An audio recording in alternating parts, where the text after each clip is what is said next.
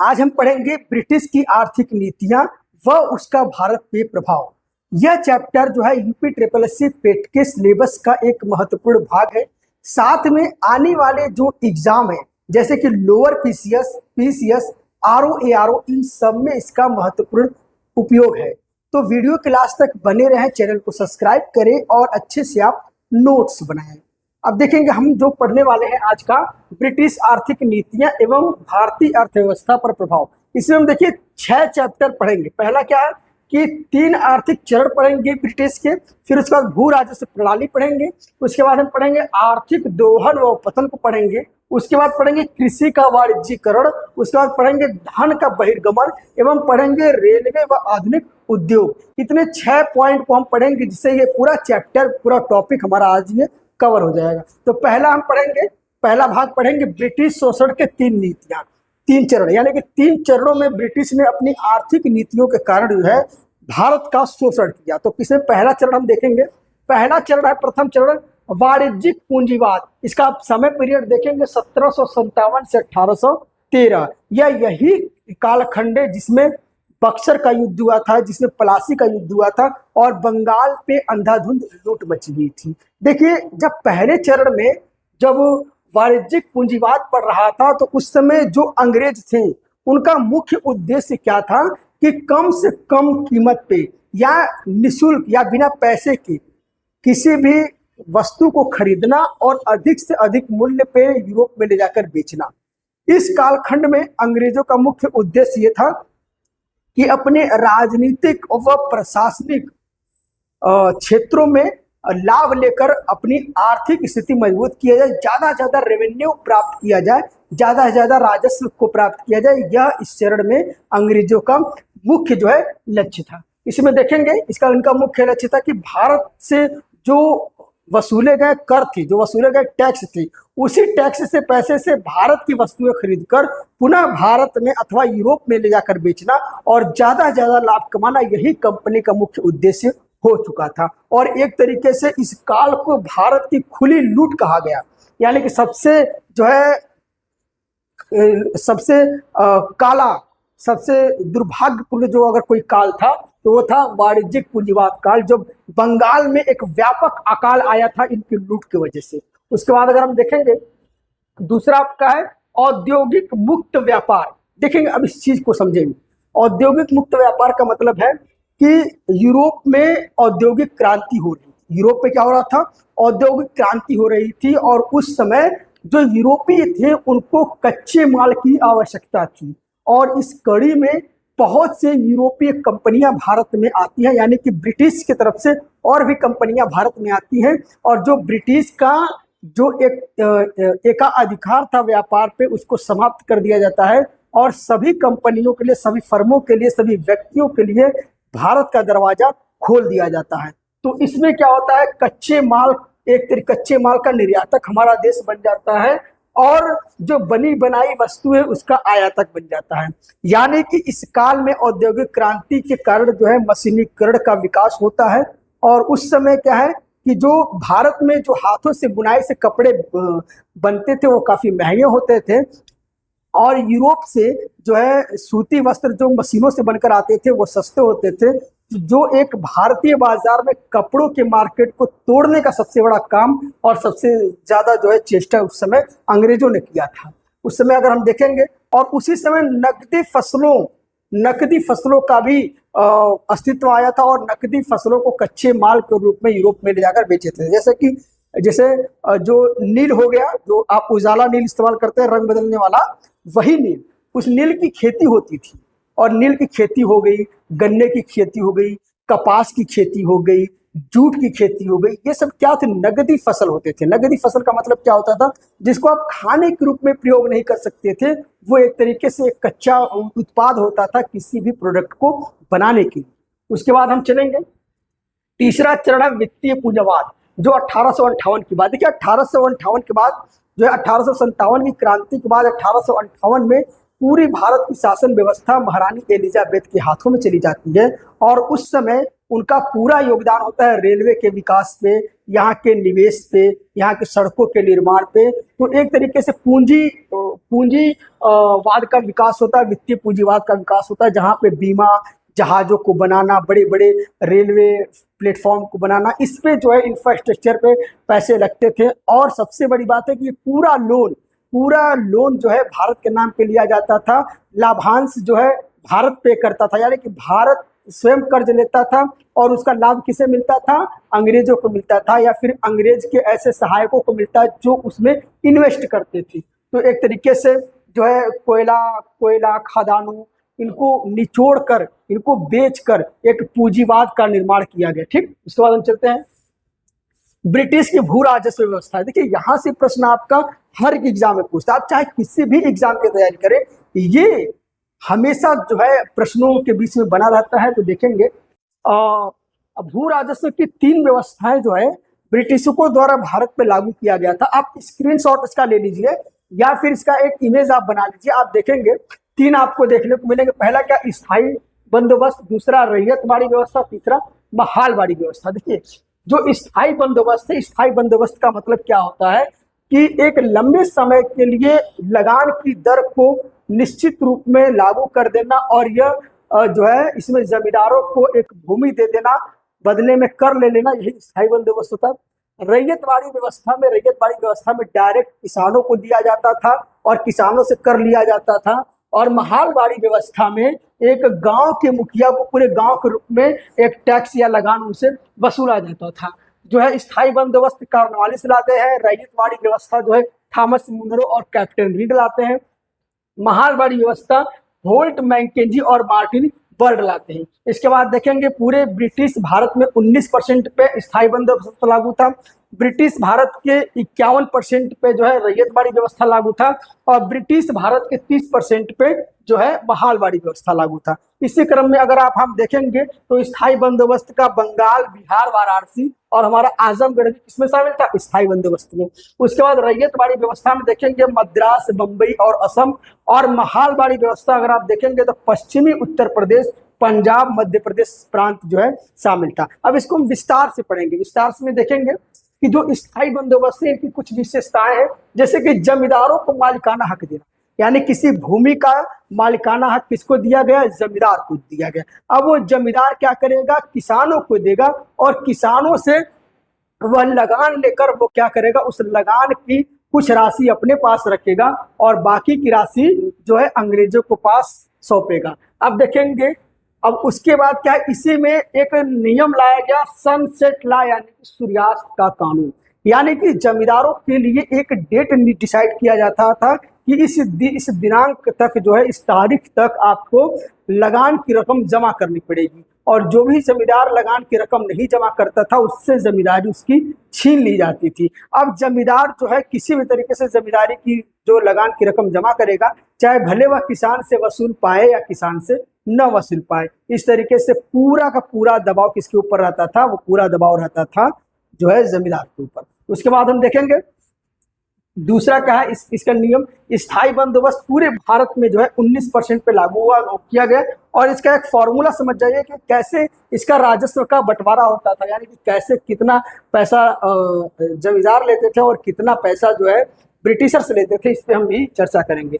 देखेंगे सरकार का हिस्सा कितना रहता था?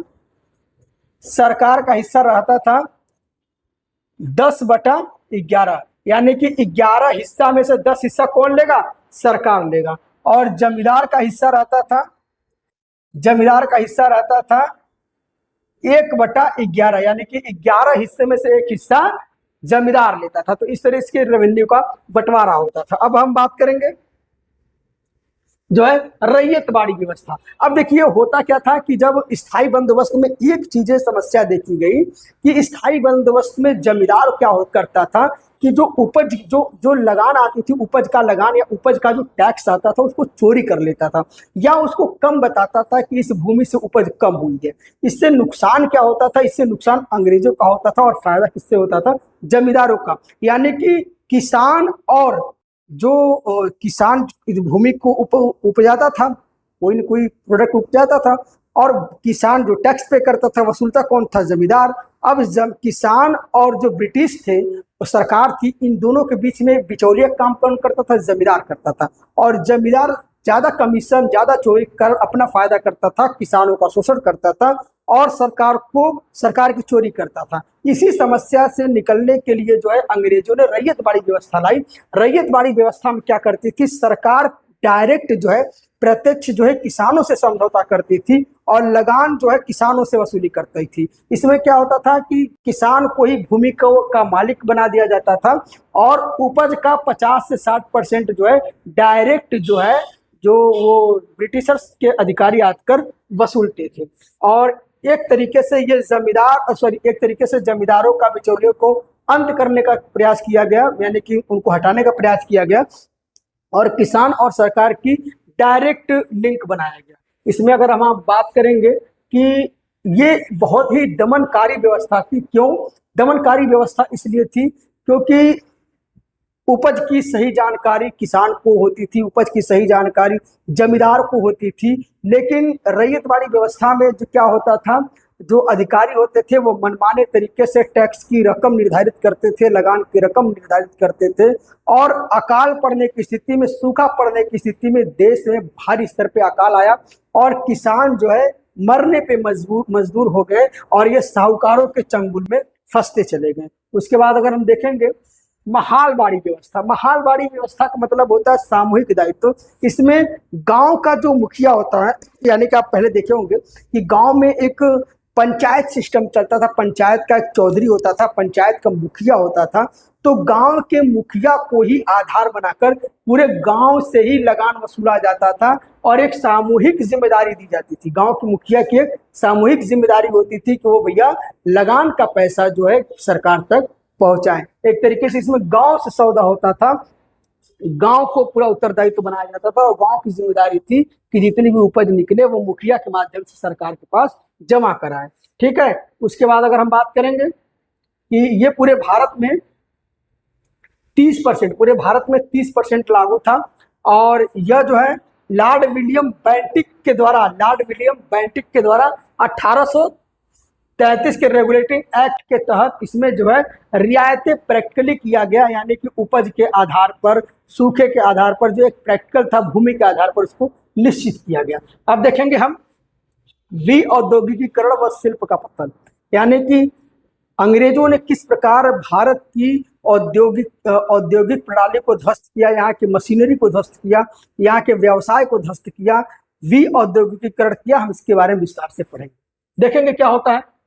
पहली बात तो हम आपको बताएंगे कि जैसे ही प्रथम चरण था, पूंजीवाद का प्रथम चरण था, उसमें क्या है कि एक तरफा लूट की गई, एक यानी कि मुक्त व्यापार किया गया।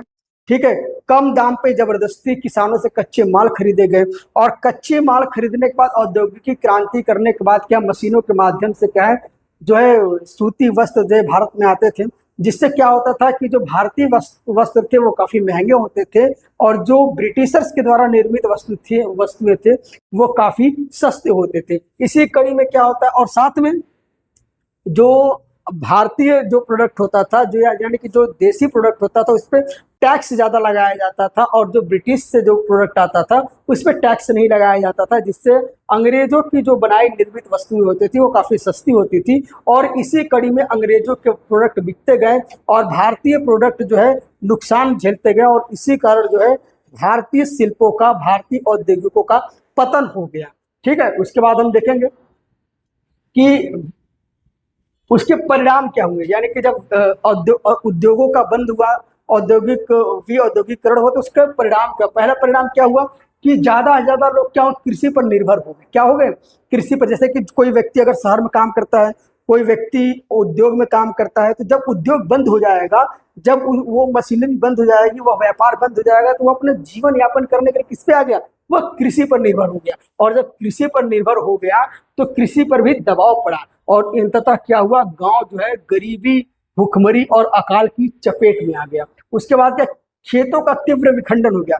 जैसे कि जब एक घर में 4 लोग थे तो 4 लोग थे तो 3 लोग चले गए शहर कमाने के लिए, तो जो एक लोग होता था वही भाई गांव की भूमि को जोतता था। तो इस तरीके सबका पालन पोषण अच्छे से हो जाता था। अब क्या होता था कि जब 3 लोग शहर से वापस आ गए, उसी भूमि पर निर्भर हो गए, तो भूमियों का बंटवारा होगा, भूमि छोटे छोटे खंडों में बटेगी। इससे क्या होता है, इससे परिणाम क्या होगा, खेतों का तेजी से विखंडन हुआ। उसके बाद अर्ध सामंतवाद और कर्ज का जाल, यानी कि फिर उसके बाद क्या हुआ, साहूकारों का, जमींदारों का जो कर्ज बांट कर जो है वसूली करना, मनमाने ढंग से ब्याज वसूलना, एक जाल प्रारंभ होगा और वहीं से शोषण स्टार्ट होता है। जमींदारी प्रथा का वहीं से शोषण स्टार्ट होता है, दास प्रथा का। तो ये सारी व्यवस्थाएं जो है अंग्रेजों के द्वारा दी गई थी। उसके बाद हम देखेंगे कि कृषि का वाणिज्यीकरण और अकाल देखेंगे। अब भारत में जो कृषि होती थी, भारत में जो कृषि होता था उसका मुख्य उद्देश्य वो होता था कि अपनी खाद्यान्न आवश्यकताओं की पूर्ति करना, अपने भोजन और अपने खाने की वस्तुओं की पूर्ति करना। लेकिन अंग्रेज जब औद्योगिक क्रांति आया तो औद्योगिक क्रांति में क्या है कि कच्चे माल की आवश्यकता थी किसी भी उत्पाद को बनाने के लिए, जैसे कि कपास हो गया, जूस हो गया, ठीक है, जूट की खेती हो गया, कपास की खेती हो गया, नील की खेती हो गया, रबर की खेती हो गया, गन्ने की खेती हो गया। अब देखिए, रबर तो कोई किसान खाएगा नहीं, कपास तो कोई किसान खाएगा नहीं, नील तो कोई खाएगा नहीं, तो क्या करेगा, ये बदले में कंपनी को बेचेगा, कंपनी बदले में उसको पैसे देगी। तो जो जो फसल जिसको किसान अपने भोजन के लिए इस्तेमाल नहीं कर सकता था, उसको नगदी फसल कहते थे। ठीक है, तो औद्योगिक क्रांति के समय क्या है, जबरदस्ती नगदी फसलों की खेती करवाई गई। किसके द्वारा, अंग्रेजों के द्वारा। जब खेती करवाई गई तो जैसे कि मान लीजिए, अब हम आपको एक उदाहरण दे रहे हैं, समझिए जरा। जैसे कि मान लीजिए प्रति वर्ष जो है 100 कुंटल जो है 100 कुंटल अरहर की खेती हो रही है। अब 100 कुंटल अरहर की खेती हो रही है तो पूरा गांव जो है आसानी से खा ले रहा है भोजन। अब क्या हुआ, अब जब नगदी फसलों की खेती की गई, भाई उसी भूमि में जब 20% नगदी फसल बोया गया। नगदी फसल का मतलब क्या, जैसे कि गन्ना हो गया, कपास हो गया, जूट हो गया, नील हो गया, इन फसलों को बोया जाएगा। तो यह क्या होगा, यह 100 कुंटल कहाँ पे आ जाएगा, ये 60 कुंटल पे आ जाएगा। जब 60 कुंटल पे आ जाएगा तो फिर क्या होगा, फिर खाद्यान्न संकट पैदा होगा, फिर भूखमरी आएगा, फिर अकाल आएगा। तो ये समस्या बना। ठीक है, उसके बाद ददनी प्रथा प्रारंभ कर दी गई। ददनी प्रथा का क्या मतलब होता था कि नगदी फसलों के लिए एडवांस जो एग्रीमेंट होता था किसानों और कंपनियों के बीच में, उसको कहते थे ददनी प्रथा। और ये जबरन अनुबंध कराया जाता था, जबरन मारपीट करके, नहीं तुमको ये बोना है, ये नील की खेती करनी है, हमको कंपनी के लिए जरूरत चाहिए। अब देखिए उसमें समस्या क्या होती थी, जैसे कि मान लीजिए कि हम आपको बता दें समस्या कैसे अंग्रेज शोषण करते थे। जैसे कि मान लीजिए यह समझौता किया गया, समझौते में क्या किया गया कि देखो भैया, हम 1 रुपया पर केजी हम नील खरीदेंगे। मान लीजिए ये समझौता किया गया, ठीक है, समझौता किया गया। अब क्या करते थे, जब फसल लग जाती थी, फसल लहराती थी, तो फिर कंपनी क्या कहती थी, कंपनी कहती थी देखो भैया किसान, हमारे पास नील बहुत ज्यादा आ गई, तो हम तुम्हारा नील नहीं खरीदेंगे। तो अब भैया इस नील का करेगा कौन सा, नील पीने से किसान जी जाएगा। तो भैया अब किसान को चाहिए पेट भरने के लिए पैसा, चाहे अनाज। तो ये कहेगा कि साहब भाई नील जो 1 रुपया दिए थे आप किसी भी कीमत पे खरीद लीजिए। तो ये क्या कहेगा कि अब हम खरीदेंगे 25 पैसा, क्या कर देंगे 25 पैसा। तो अब भैया मरता क्या नहीं करता, तो किसान बेचारा मजबूर हो जाता था, कहता लो भैया जो तुम कहो वही। तो उसी में 25 पैसा का जब बेचता था तो 75 पैसा का नुकसान होता था। तो जब 75 पैसा का नुकसान होता था तो फिर कर्ज के जाल में, साहूकार के, जमींदार के जाल में फंसता रहता था। तो इसी फंसाने के लिए ददनी प्रथा के तहत जबरन अनुबंध कराया जाता था कि तुम यह खेती करो। ठीक है, उसके बाद हम बात करेंगे और उसका परिणाम यह हुआ कि भारत जो है भूखमरी, अकाल, गरीबी, कर्ज के जाल में फंसता चला गया। उसके बाद हम देखेंगे अगले कड़ी में कि 3 कटिया प्रथा और चंपारण सत्याग्रह देखेंगे। भारत में 3 कठिया प्रथा थी। 3 कठिया का मतलब क्या होता था कि समझ जाइए जरा ध्यान से। 3 कठिया का मतलब यह होता था कि अगर कोई भूमि 20 हिस्से में है तो 20 हिस्से में से 3 हिस्से में नगदी फसल बोना अनिवार्य है। नगदी फसल बोने का मतलब क्या होता है, कपास, गन्ना, नील, यह फसल किसे कहते हैं? नगदी फसल। नगदी फसल पर का बोना अनिवार्य है, और जो किसान जो है नगदी फसल को नहीं बोएगा उसको कानूनी रूप से दंडित किया जाएगा। यही होता है तीन कठिया प्रथा। ठीक है। अब भैया क्या होता था कि मान लीजिए जो व्यक्ति जो है तीन कठिया प्रथा में नहीं बोएगा उसको सजा मिलेगा, और जब अगर वो बोएगा तो यह जो है अंततः अंग्रेजों का हो जाएगा, भाई भारतीयों को तो मिलेगा नहीं, उसका कोई लाभ मिलेगा नहीं। तो एक तरीके से बहुत शोषण होता था, और उसी के विरोध में जो है 1917 में गांधी जी सत्याग्रह करते हैं। इसी तीन कठिया को रोकने के लिए गांधी जी सत्याग्रह करते। क्यों? क्योंकि नील के खेती से जमीन बंजर हो जाते थे, कपास की खेती से जमीन बंजर हो जाते थे। तो इसीलिए इस तीन कठिया प्रथा को रोकने के लिए चंपारण सत्याग्रह पूछते हैं, अरे वो गांधी जी करते हैं। और यहीं से हर एक एग्जाम में, चाहे बीपीएससी हो गया, चाहे यूपी ट्रिपल एससी हो गया, चाहे यूपीएससी हो गया, चाहे यूपी पीसीएस हो गया, सब में यहाँ से प्रश्न पूछता है कि चंपारण सत्याग्रह कब किया गया? तो नोट कर लीजिए 1917 में। किसके द्वारा किया गया? गांधी जी के द्वारा किया गया। और किसके बुलाने पर बिहार गए थे? ये गए थे राजकुमार शुक्ल के बुलाने पर गांधी जी गए थे। तो यह प्रश्न अक्सर आपसे परीक्षा में पूछता है। उसके बाद हम देखेंगे कि भयंकर अकाल और ब्रिटिश की नीतियां देखेंगे। जब सरकार जो है इस तरीके से मनमानी ढंग से किसानों का शोषण कर रही थी, तो भारत के कई राज्यों में व्यापक अकाल पड़ा। और अकाल का यह वो डाटा है जो सरकार ने कबूला। अब तो आपको पता है कि सरकार अगर हत्या 1000 होती है तो बताती है 5 ठो। तो आप अनुमान लगा लीजिए कि क्या व्यापक स्थिति रही होगी। एक तो अकाल पड़ा था व्यापक, कब पड़ा था? 1760 से 1772 के बीच में पड़ा था अकाल। और कितने लोग मरे थे? 1 करोड़ लोग मरे थे उस समय। यानी कि वर्तमान की अगर जनसंख्या के अनुपात में अगर आप आज का अनुमान आंकड़ा लगाएंगे तो लगभग 4 करोड़ लोग मरे थे। लेकिन ये तो वो आंकड़ा था जब अंग्रेज कहती कि हमारा शासन नहीं था।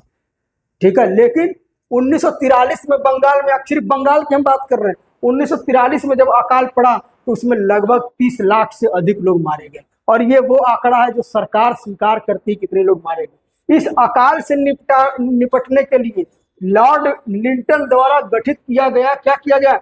Reached strategy commission. Reached strategy commission का मतलब क्या था कि यह क्या करेंगे? अकाल की समीक्षा करेंगे, उसके कारणों की समीक्षा करेंगे और राहत कोष बनाएंगे, जिससे अकाल में मरे हुए व्यक्तियों का या अकाल से प्रभावित राज्यों को राहत दिया जा सके। उसके बाद देखेंगे बनता है मैकडोनल्ड कमीशन। मैकडोनल्ड कमीशन 1900 में बनता है। मैकडोनल्ड कमीशन 1900 में बनता है, और मैकडोनल्ड कमीशन 1900 में बनता है। और यह क्या करते हैं? अकाल के लिए आयुक्त नियुक्त करने की वकालत करते हैं। अब देखिए रिचर्ड स्ट्रेटजी कमीशन कब बना था? 1880 में। क्यों बना था 1880 में? 1880 में इसलिए बना था कि 1772 में पहली बार जो 1 करोड़ लोगों अकाल में मारे गए थे, और हर साल किसी न किसी राज्य में अकाल के कारण मारे जा रहे थे नगदी फसल के कारण। तो इसीलिए मजबूरी में जो है 1880 में रिचर्ड स्ट्रेटजी कमीशन बनाया गया। उसके बाद भी इतनी राहत देने के बाद या फिर व्यवस्थाएं और कागज पे लाने के बाद भी 1943 में बंगाल का व्यापक अकाल पड़ा। और वो अकाल तब था जब देश जो है करो और मरो की राजनीति में था। ये जब भारत सत्याग्रह चला रहा था, जब भारत में आंदोलन चलाए जा रहे थे, जब देश आजादी की तरफ बढ़ रहा था, तब ये व्यापक जो है अकाल पड़ा था। ठीक है। उसके बाद हम चलेंगे धन के निष्कासन के सिद्धांत को लेकर दादा भाई नौरोजी ने महान ड्रेन ऑफ वेल्थ का एक सिद्धांत दिया था। अब इसके बारे में विस्तार से पढ़ेंगे। The drain of wealth theory 1901 में दादा भाई नौरोजी ने कहा था। और देखिए शुद्ध भाषा में समझिए, दादा भाई नौरोजी यह कहते थे कि जब भी कोई देश या कोई संस्था या कोई व्यक्ति किसी को पैसा देता है तो बदले में उससे प्रतिफल या वस्तु प्राप्त करता है।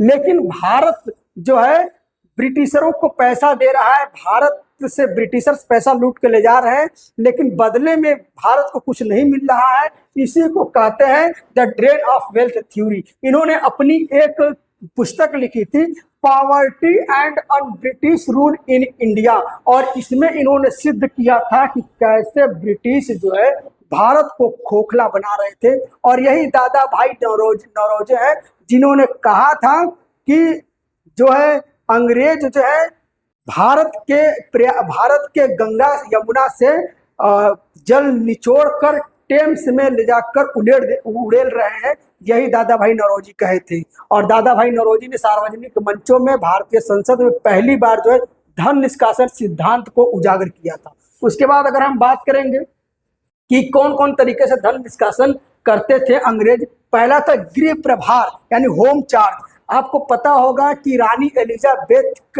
जो है पूरा खर्च कौन उठाता था, उसका भारत उठाता था। यानी कि रानी एलिजाबेथ की जो शान शौकत था, उनके प्रशासनिक अधिकारियों का जो शान शौकत था, उसका पूरा खर्च कौन उठाता था, पूरा खर्च उठाता था भारत उठाता था। उसके बाद जो अंग्रेजों के अधिकारी थे, जो सैनिक थे, उनको सैलरी और उनका पेंशन कौन देता था, भारत के कोष से दिया जाता था। उसके बाद जो रेलवे पे निवेश किया गया और उस रेलवे से जो लाभांश हुआ, जो रेलवे से लाभ हुआ, वो किसको दिया गया, वो अंग्रेजों को दिया गया। और वो किससे दिया गया, भारत के राजकोष से दिया गया, भारत के खजाने से दिया गया।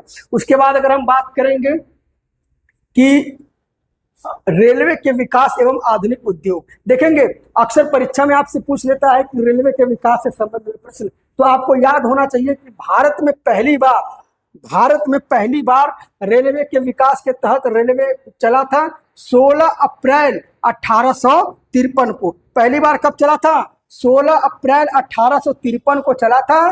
कहां से चला था, बंबई से ठाणे। टोटल कितना चला था, 34 किलोमीटर चला था। तो ये अक्सर आपसे एग्जाम में पूछ लेता है। और एक प्रश्न यह भी पूछता है कि जब रेलवे का विकास हुआ था या जब पहली बार रेलवे चला था तो उस समय का वायसराय कौन था, तो उस समय का वायसराय कौन था, लॉर्ड डलहौजी उस समय का वायसराय था। तो अब देखेंगे रेलवे का विकास कोई भारत के विकास के लिए नहीं किया गया था। रेलवे के विकास अंग्रेजों ने इसलिए किया था क्योंकि कच्चे माल की आपूर्ति आसानी से हो सके, भारतीय बाजारों पे आसानी से नियंत्रण किया जा सके और जो ब्रिटिश के जो वस्तुएं हैं वो बाजारों तक आसानी से पहुंचाया जा सके। और उसके अलावा अपने ब्रिटिश सैनिकों को जहां पे विद्रोह हो, जहां पे उत्पाद हो, उनको आसानी से वहां तक पहुंचाया जा सके, कब्जा किया जा सके, इसलिए रेलवे का विकास किया जा सके। अब देखिए परीक्षा में आपसे क्या पूछता है, परीक्षा में आपसे ये पूछता है कि पहली बार ट्रेन कहाँ से कहाँ चला, तो आपको याद हो कि पहली बार ट्रेन कहाँ चला,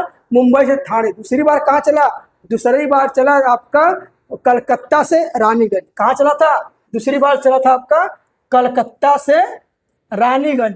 ये दूसरी बार ट्रेन चला था, ठीक। तो ये दो फैक्ट आप नोट करके चलिए। उसके बाद चलेंगे हम, उसके बाद देखेंगे कि भारतीय आधुनिक उद्योगों का उदय। देखिए जब अंग्रेज औद्योगिक क्रांति कर रहे हैं तो भारत भी पीछे भैया कहीं से रहेगा, तो भारतीय लोग भी अपने उद्योगों का विकास किए। उसी क्रम में 1854 में सूती वस्त्र का उद्योग हुआ। उसके बाद 1855 में जूट उद्योग प्रारंभ किया गया। उसके बाद 1907 में टाटा स्टील को बसाया गया, यानी कि जमशेदपुर में जो रतन टाटा जमशेद के द्वारा बसाया गया है, उसमें जो है टाटा स्टील की फैक्ट्री लगाई गई। और आज देखेंगे पूरा झारखंड, बोकारो किसकी देन है, वो टाटा की देन है, जमशेद परिवार के टाटा की देन है। और आज जो रतन टाटा देश के लिए कैंसर हॉस्पिटल बनवाए, तमाम एनजीओ के माध्यम से विद्यालय, कॉलेज, स्कूल खुलवाए, वो और उनका परिवार सिर्फ आज से नहीं, आजादी से दशकों पहले, सदियों पहले से इस देश की नींव को मजबूत करने के लिए हमेशा लगा रहा। उसके बाद हम देखेंगे कि ये स्क्रीनशॉट आप ले लीजिए। राजस्व प्रणाली की एक क्षेत्रफल के बारे में बताया गया है कि रैयतवाड़ी व्यवस्था 51% पे है, महालवाड़ी व्यवस्था 30% पे है और स्थायी बंदोबस्त जो है 19% पे है। यह अक्सर परीक्षा में पूछता है। तो हमने यहाँ से लगभग आपके ब्रिटिश की आर्थिक नीतियों का भारत पर प्रभाव को विस्तार से पढ़ा। यहाँ से आपके प्रश्न यूपी SSC में पेट में जरूर पूछे जाएंगे और साथ में आने वाले जो आपके एग्जाम उसमें भी पूछे जाएंगे। तो आप ऐसे ही वीडियो पाने के लिए, क्लासेस करने के लिए हमारे चैनल को सब्सक्राइब करें, लाइक करें और शेयर करें। Thank you.